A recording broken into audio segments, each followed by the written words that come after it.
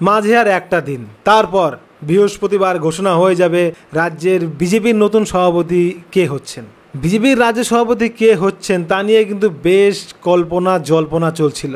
ঠিক এরকম একটা পরিস্থিতির মধ্যে রাজ্যসভার সাংসদ শ্রমিক ভট্টাচার্য দিল্লি সফরে গেলেন। তারপর থেকেই নাড্ডা ডেকেছে তাকে, তারপর থেকেই চলছে জল্পনা। অবশেষে তাহলে কি এবার শ্রমিক ভট্টাচার্যই হচ্ছে বিজেপির রাজ্য সভাপতি?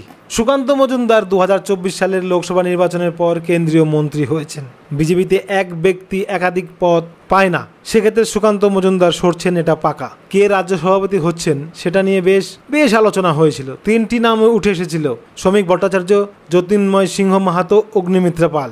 কিন্তু এরই মধ্যে দিল্লি গেলেন শ্রমিক ভট্টাচার্য। তার পরিষ্কার শ্রমিক ভট্টাচার্যই হচ্ছেন পরবর্তী রাজ্য সভাপতি। এবং যেটা গোপন খবর পাওয়া যাচ্ছে, যদি সব কিছু ঠিকঠাক থাকে তাহলে রাজ্য সভাপতি কে হবেন সেটা নিয়ে একটাই ফর্ম জমা পড়বে পশ্চিমবাংলা থেকে, আর সেটা হলো শ্রমিক ভট্টাচার্য।